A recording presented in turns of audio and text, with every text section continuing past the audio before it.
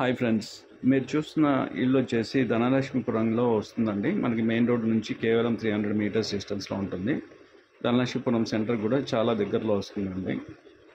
ఈ హౌస్ కొలతలు వచ్చేసి 28.6 ఇంటూ 56 అండి, అంటే 22 అంకనాస్ వస్తుంది. ఈస్ట్ ఫేసింగ్ ఇది. మొత్తం అంతా వుడ్ వర్క్, ఫాల్ సీలింగ్స్ అంతా కంప్లీషన్ అయిపోయిందండి. Ready to move. Only few houses అవైలబుల్లో ఉన్నాయండి.